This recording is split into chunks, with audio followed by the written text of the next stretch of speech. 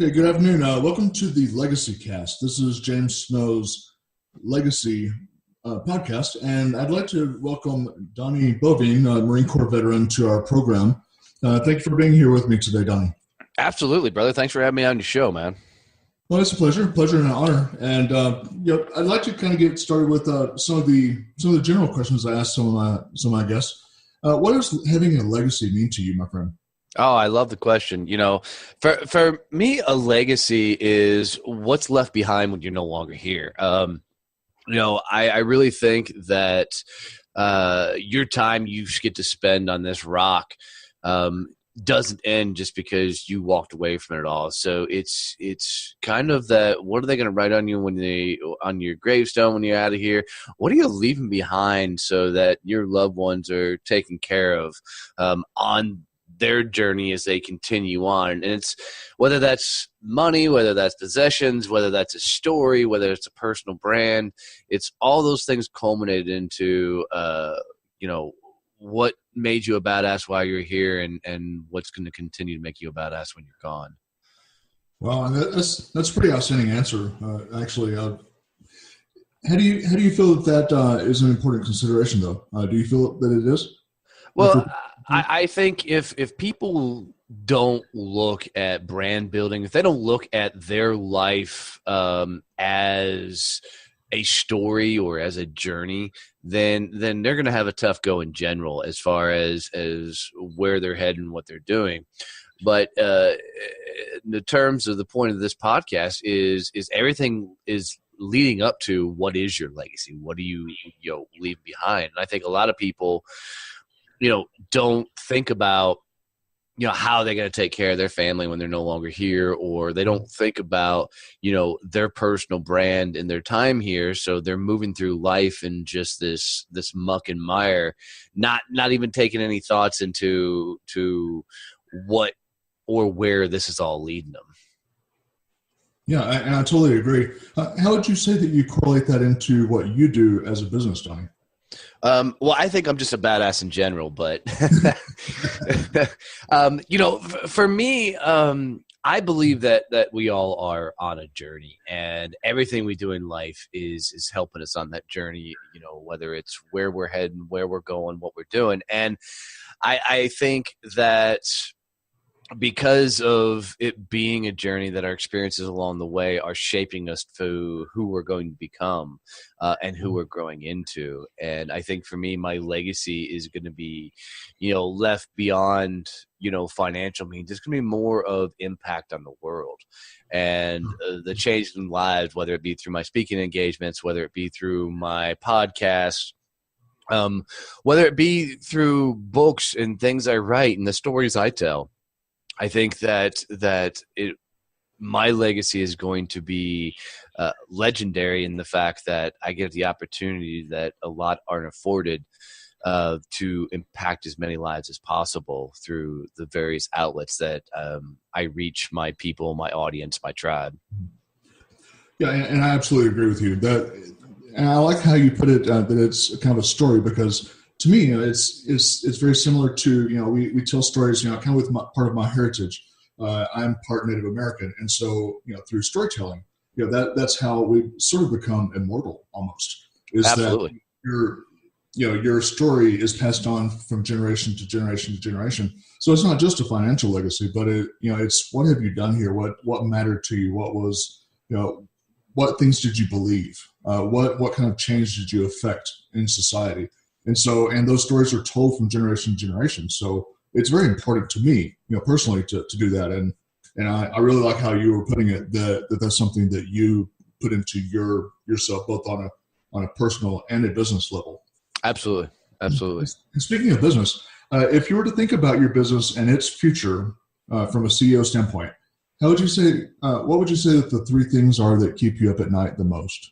I don't know if there's three, but I can definitely tell you the number one is how to keep up with it. With businesses changing as fast as it is, especially from a marketing and sales standpoint, it's this constant evolving world of technology and everything else, and how to keep up with it. I find for me that through brand development, through personal growth, and everything, that it's sometimes difficult to make sure you're putting the right message out there. I tell everybody that the best way to hit the marketplace is be your authentic self and tell your story in a very authentic manner.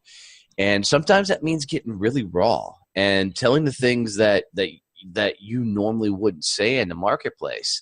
But it goes beyond that. And the things that keep me up at night is what platforms, from a social standpoint, which vehicles from a marketing standpoint, which realms that do you need to be in to constantly hit the marketplace so you can touch as many lives as possible.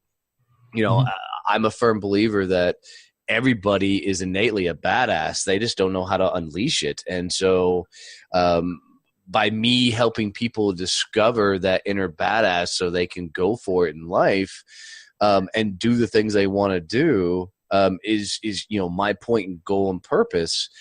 But finding that vehicle that gets in front of them so they can discover that for themselves, that's the main thing that keeps me up at night on a regular basis.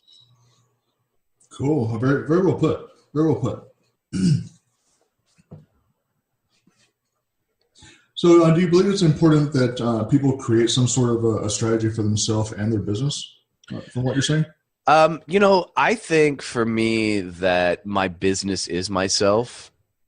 And I think anybody who doesn't run a job, business, career, anything that isn't reflected in their personal life as well as their professional life, then they're running an improper business. I mean, because if you're not chasing your passion, you're not giving your all. And if you're not living your dream, you're living somebody else's. And, that was the biggest turning point in my life, is when I realized that, for over 40 years, I'd been making other people wealthy. And, I'd been making other people rich by being a damn good sales guy.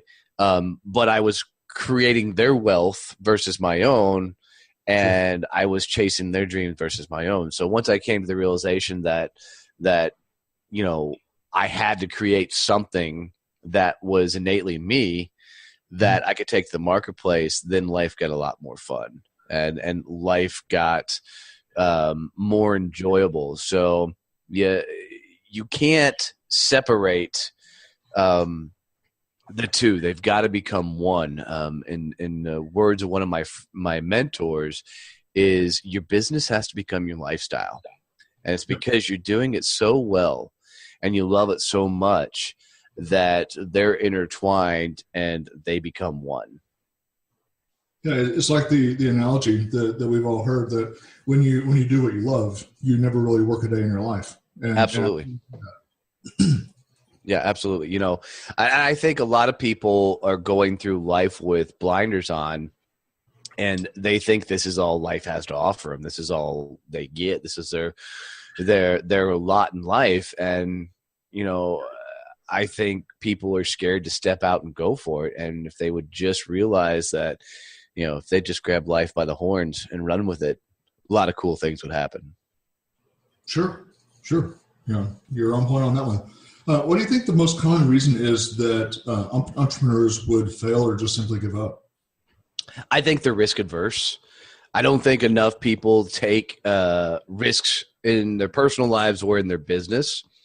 And I think when stacked up against it, people overthink it. And I see it often in situations where companies don't pivot when the market changes, or when a business is put to them in a different direction or different way. Because they're so risk adverse, they choose not to move versus actually pivot. And I think that every company should put,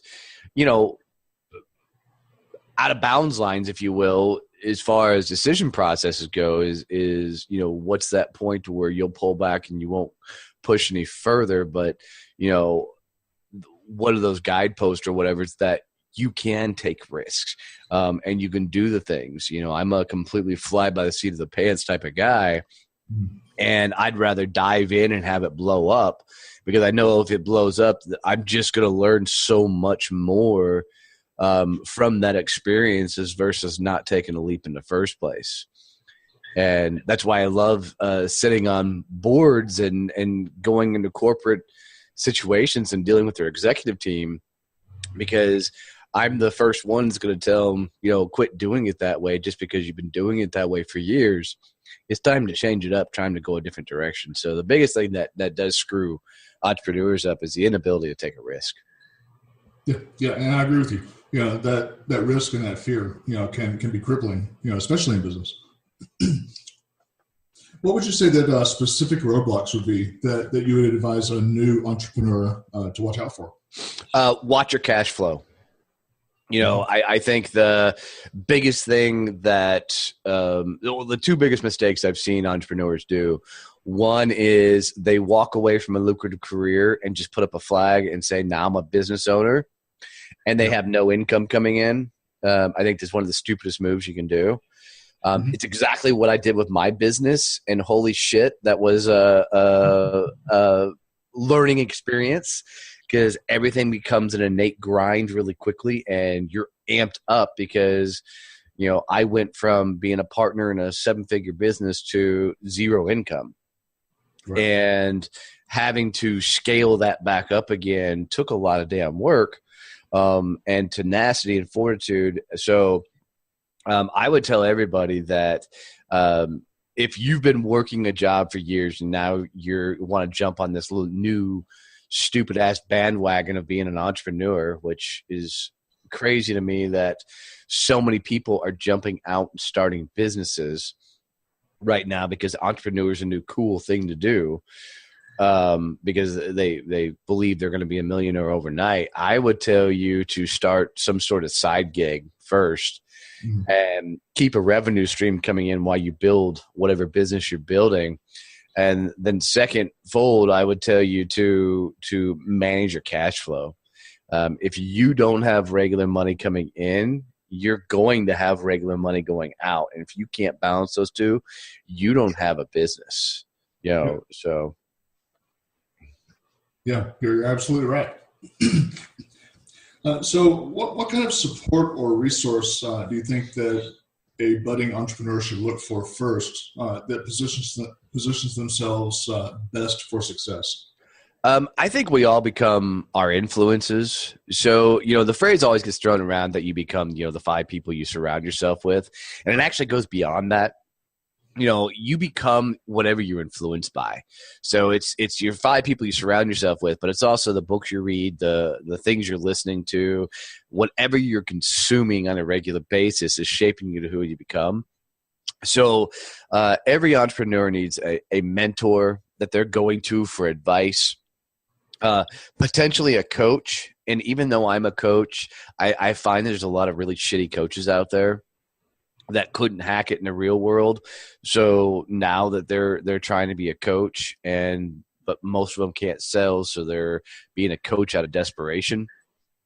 So I find that for entrepreneurs, you've got to have that support group. So whether it's other entrepreneurs that you're getting around, mentors and coaches that you're getting around, just make sure it's people that are actively going for it and are trying to further themselves and be something in life, and not people that are trying to maintain some mediocrity level or some sort of non-growth lifestyle. Okay. Now, kind of on a little different sort of note here, how would you say that your values show up in your work, and how would you advise others to incorporate that into their own business? I think that however you are personally shows up in your business. So I mean, if you're a jackass in your home life, you're going to be a jackass in business.